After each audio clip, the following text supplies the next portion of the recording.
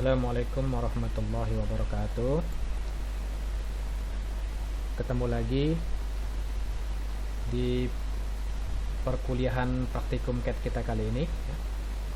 Di pertemuan perkuliahan sebelumnya kita sudah belajar bagaimana membuat komponen part base ya.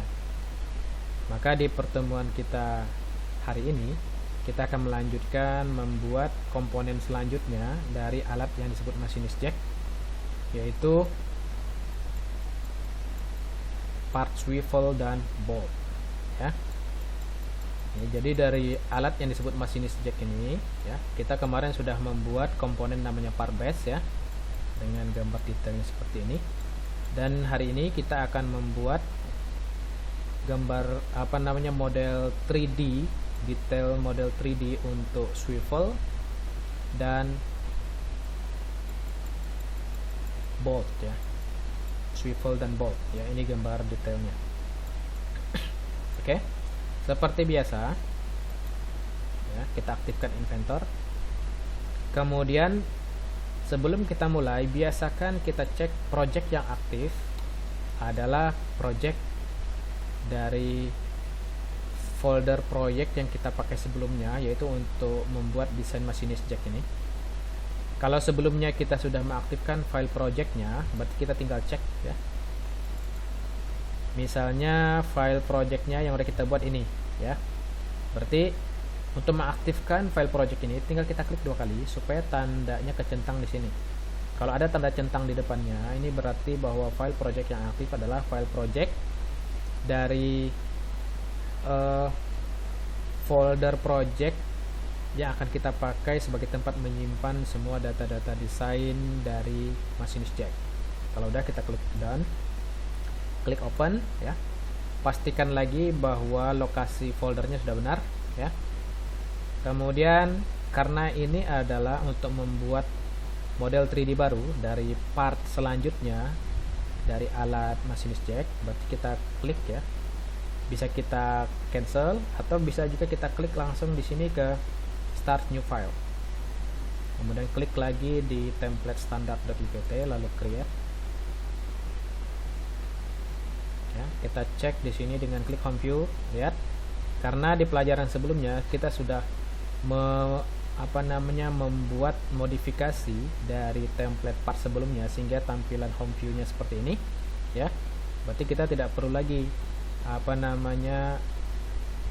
membuat modifikasi baru, karena setelah kita lakukan proses modifikasi sebelumnya, begitu kita menggunakan template part berikutnya, dia akan selalu sesuai dengan kondisi perubahan terakhir yang kita buat.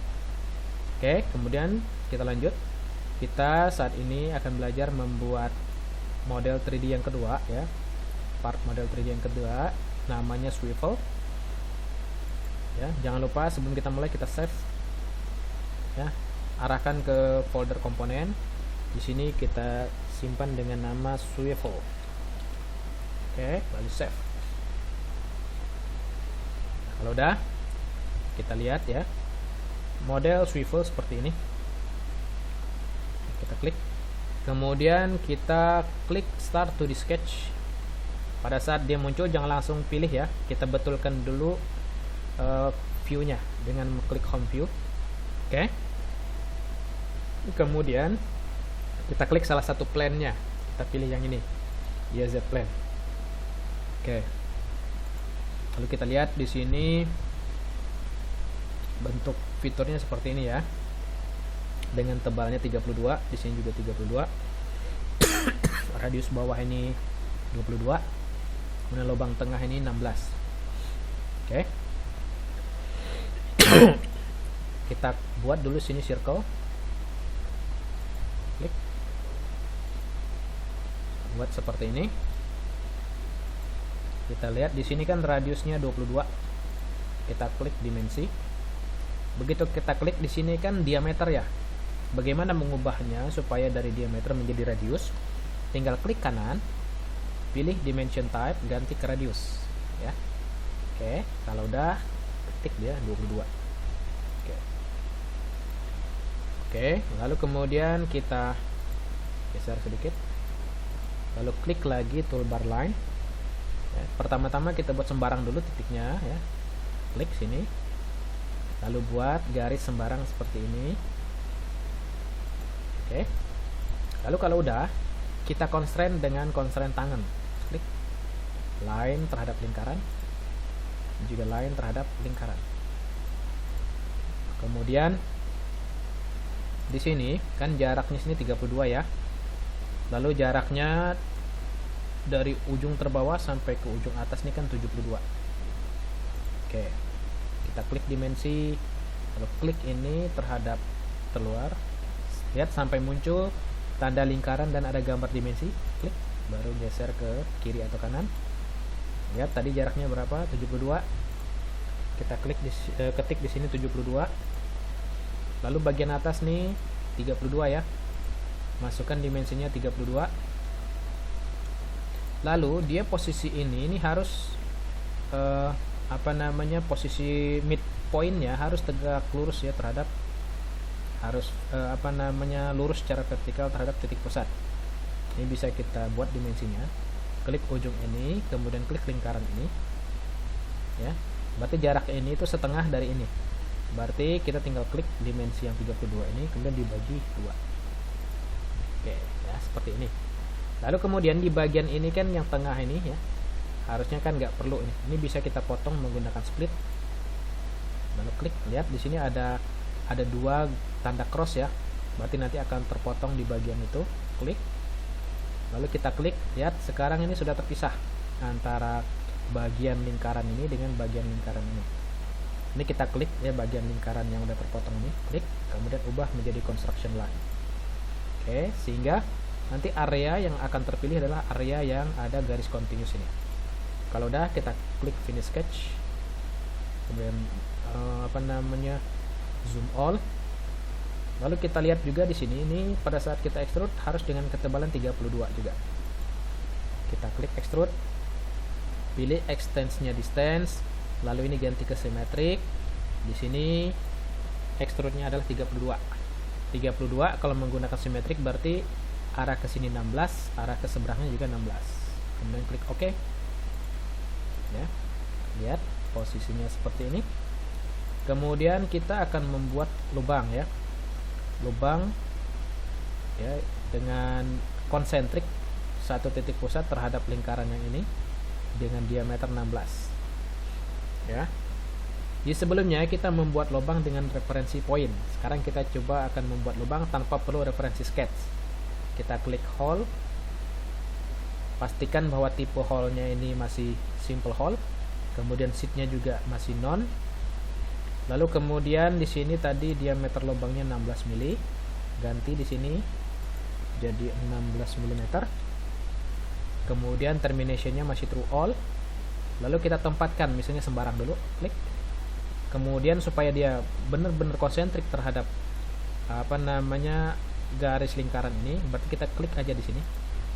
Ya, lihat dia posisi titik poinnya akan langsung otomatis ya membuat dia konsentrik ya, titik pusat lubang ini konsentrik terhadap radius lingkaran ini.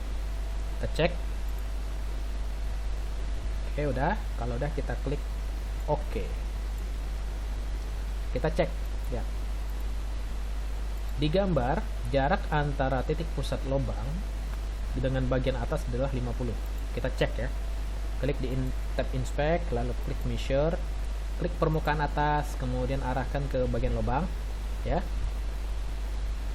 Kita tunggu sampai muncul bagian ini, lalu kita pilih di sini axis sumbunya. Lihat jaraknya 50. Oke, berarti udah benar. Terakhir kita akan membuat di sini ada lubang dengan ada ulir ya. Bagian yang berulir panjangnya 28. Total kedalaman lubang dia adalah 32. Berarti ada sekitar 4 mili bagian yang tidak ada ulirnya ya. Oke, dia ini untuk ulir M20. Oke. Jadi kita klik permukaan atas, lalu klik di sini, setelah muncul ini klik di create sketch. Oke. Kemudian kita klik point. Misalnya kita klik di sembarang dulu. Lalu kita klik dimensi ya. Karena jarak di sini 32, di sini juga 32, maka pada saat dia posisi di tengahnya harusnya setengah dari ini ya. Lalu kita klik bagian samping. Berarti kalau setengah dari 32 kan dia 32 bagi 2 ini kan 16 ya. Oke. Lalu ini juga klik.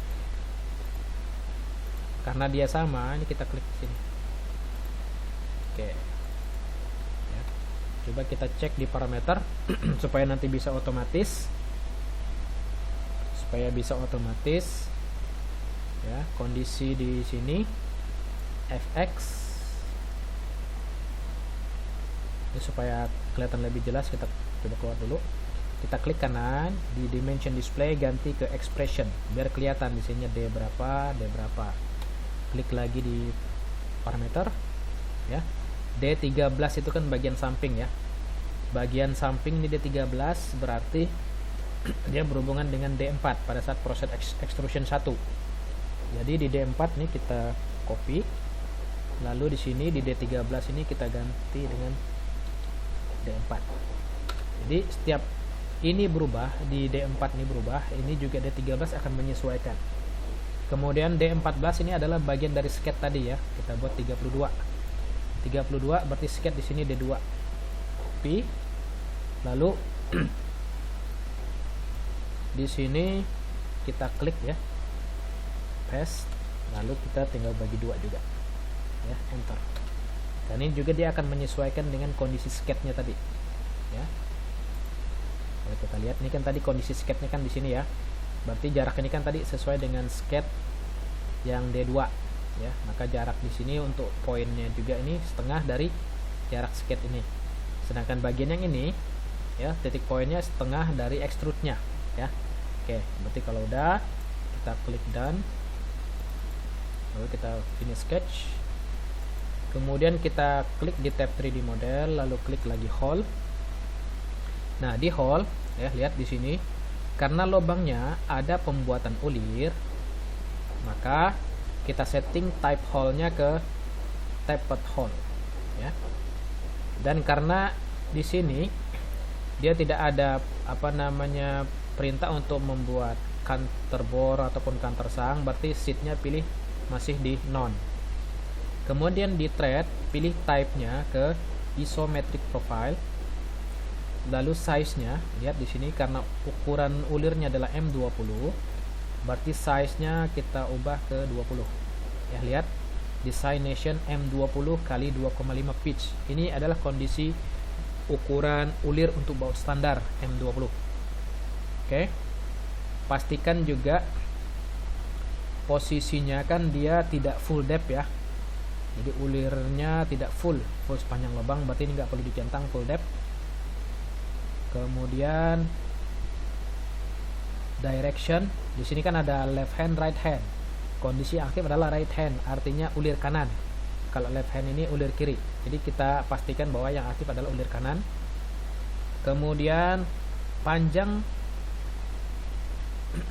untuk terminationnya kita ganti ke distance ya, karena dia tidak tembus. Nah, panjang, lihat panjang total lubangnya kedalaman 32. Di sini berarti 32. Kemudian klik ke ulir, di ulirnya lihat di sininya 28. Berarti ganti di sini jadi 28. Oke. Panjang total lubangnya 32, panjang ulirnya 28. Ada selisih 4 mili. Ya, oke. Pastikan semuanya udah benar ya. Kalau udah kita klik oke. Lihat kondisinya. Ya. Untuk lebih jelas bisa kita buat potongan sebagian dengan klik di view, klik di half section view ya, expand di origin, pilih plane-nya ini. Lihat. Oke. Jadi kondisinya nanti seperti ini ya. Bagian yang diulir tuh sepanjang 28 mili, bagian panjang totalnya ini sekitar 32 mili. Oke, ya. Itu udah. Kemudian untuk keluar dari bagian mode section ini, kita klik di sini, lalu ya pastikan di tab view ya. di sini, lalu klik end section view, dia akan balik lagi ke kondisi awal. Oke, kalau udah kita save, jangan lupa. Kalau dia muncul seperti ini, berarti di master view-nya dia udah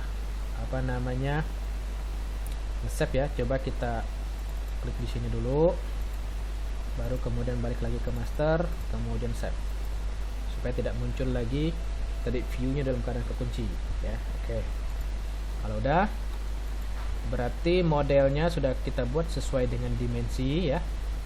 Berikutnya kita tinggal menginput material ya. Tadi caranya kan ada dua di pelajaran sebelumnya kan. Bisa dari sini ya, pilih materialnya masih mild steel. Nah, kemudian kita bisa cek ya, di sini di swivel klik kanan, lalu klik kiri di eye properties, klik di tab physical ya. Jadi kita bisa juga ubah material di sini. Kalau misalnya masanya, volumenya belum muncul, kita tinggal klik di tombol update, nanti akan kelihatan. Untuk part dari swivel ini masanya adalah 0,55 kg ya, dengan material mild steel. Ini density-nya sekian, beratnya sekian, area sekian, volume juga sekian. Kalau udah, kita klik close, lalu jangan lupa save dulu. Kemudian warnanya ya, warna kita ubah juga di sini ya, kita samakan dengan warna sebelumnya, yaitu cadet blue ya. Lalu kita klik save, dan pastikan juga ya, kita arahkan kursor lagi ke bagian swivel di browser, klik kanan, klik kiri di eye properties, project. Nah, pastikan description-nya ini namanya juga harus keisi ya, samakan dengan yang bagian atas swivel. Kita copy lalu paste di description, apply, supaya nanti di part list di gambar kerja nanti akan muncul nama dari komponennya, karena nama yang komponen ini parameternya berhubungan dengan description. Lalu klik close. Oke, lalu jangan lupa kita save ya. Jadi kalau ini udah kita lakukan sampai seperti ini, maka pembuatan part dari swivel selesai. Jangan lupa kita save. Kemudian kita akan lanjutkan ke pembuatan komponen berikutnya, yaitu bolt, part bolt ya. Part bolt seperti ini. Lihat, part bolt dia ini di sini ada sebagian ulir yang untuk M16 ya, dengan panjangnya dari sini itu 68. Oke ya, kita klik lagi toolbar new, lalu pilih lagi standar.ipt, create. Jangan lupa di sini kita save dulu ya, pastikan bahwa kondisinya masih di folder komponen. Ini nama partnya adalah bolt, kita ketik bolt ya, lalu save, klik di start to the sketch ya. Pada saat ini muncul, jangan langsung kita pilih plan-nya, kita betulkan dulu view-nya dengan mengklik home view, lalu kemudian kita klik di sini plan-nya YZ plan. Oke, kita mulai dari pembuatan silinder ya, area silinder ini. Klik, dia diameternya kan 16 ya, karena ini untuk ulir M16, berarti diameter 16, panjang silindernya ini adalah 68. Klik di circle, tempatkan dia di posisi center point ini, lalu beri dimensi dengan diameter 16. Oke, kalau udah finish sketch, lalu kita extrude ya, dia kan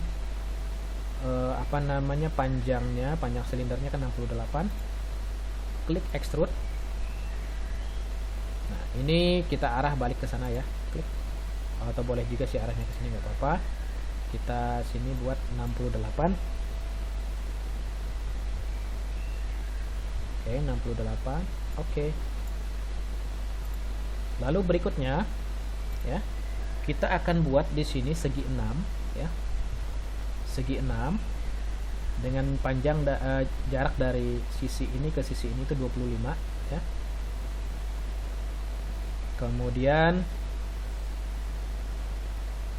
kita akan buat di sini dia extrude-nya setebal 10 mili.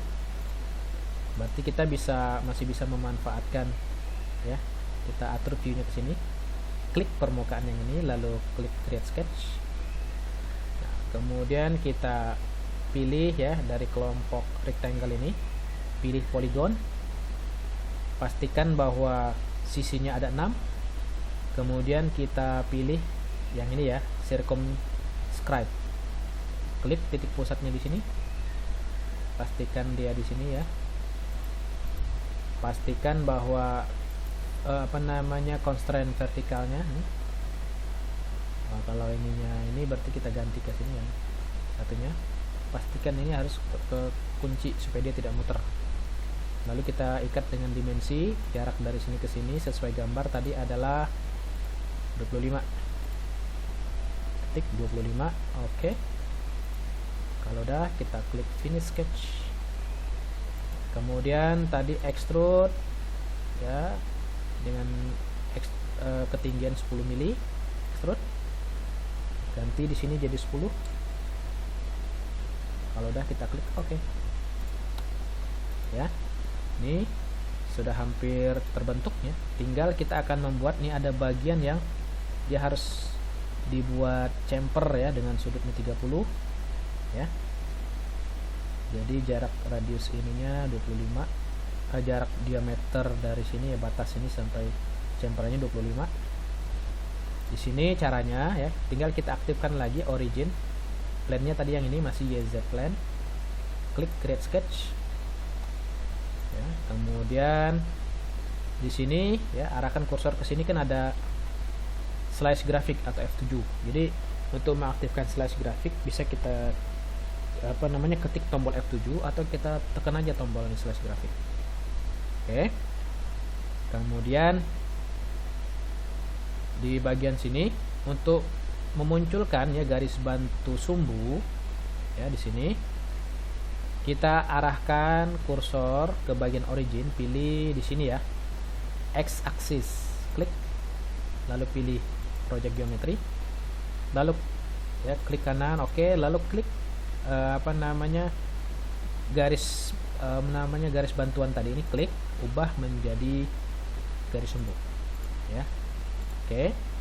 Kemudian kita tinggal buat sini line, buat segitiga seperti ini. Oke. Lalu kemudian kita pilih di kelompok project geometry, pilih project cut edge ya, tapi pastikan dulu di sini kondisinya ke construction ya. Lalu klik di tanda segitiga di project cut edge, pilih di project geometry, pilih project cut edge. Pastikan di sini ada sketch bantuan dalam bentuk construction line. Oke, kemudian kita klik.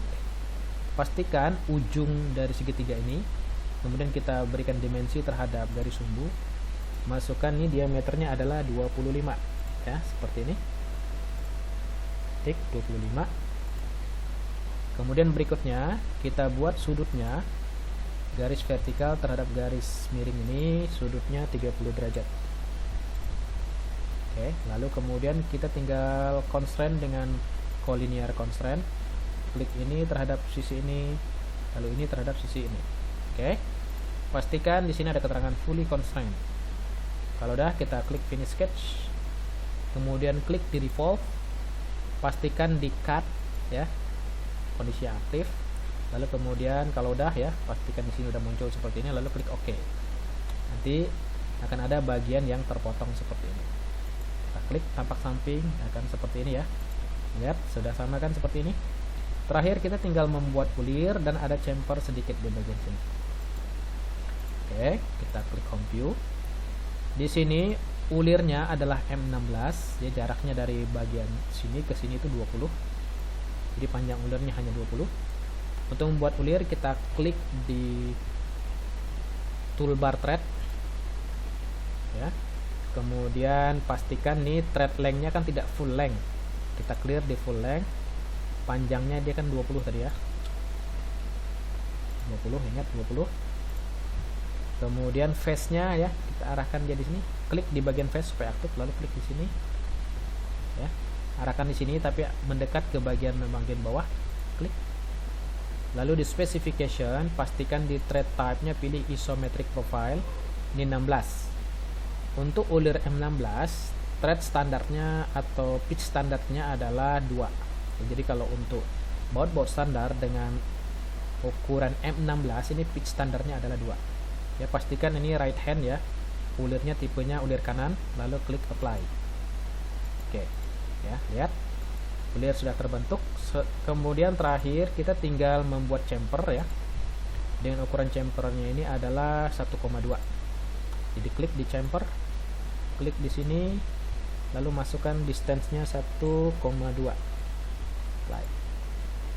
Oke ya, jadi lihat sudah kita buat nih model 3D untuk bolt ya, sama seperti ini ya. Oke, ini udah sesuai, kita cek lagi ya. Oke, udah sesuai kan. Berarti kalau udah ya, jangan lupa seperti pelajaran sebelumnya kita save terlebih dahulu, kemudian kita input ya materialnya, sama masih mild steel, kita pakai mild steel. Oke, set lagi, lalu ubah warnanya, kita samakan dengan komponen sebelumnya. Komponen sebelumnya namanya cadet blue. Oke, jangan lupa save lagi. Kemudian terakhir ya, kita isi parameter description-nya ya. Kita arahkan kursor ke browser bolt ya, nama browser di sini, nama komponen di browser bolt, klik kanan, lalu pilih iProperties, klik tab project. Nah, pastikan description-nya ini ada isinya ya, samakan dengan part number-nya, kita copy lalu kita paste di sini. Jadi di bagian description-nya ada namanya bolt, lalu apply, close. Oke, jangan lupa save. Jadi kalau langkah-langkah ini sudah kita kerjakan dan modelnya sudah sesuai dengan gambar, berarti proses pembuatan part bolt ini sudah selesai ya. Sehingga sampai dengan saat ini kita sudah membuat 3 komponen untuk alat masinis jack, yaitu part base, part swivel, dan part bolt ya. Jadi kalau pembuatan part bolt sudah selesai ya, kemudian juga swivel sudah selesai, berarti pelajaran pembuatan part swivel dan part bolt kita hari ini sudah selesai, dan kita akan lanjutkan lagi berikutnya ke pelajaran pembuatan komponen yang lain. Jadi sebelum kita lanjut ke pelajaran berikutnya ya, pertemuan hari ini kita cukupkan sampai sekian, dan saya akhiri pelajaran kita hari ini dengan wassalamualaikum warahmatullahi wabarakatuh.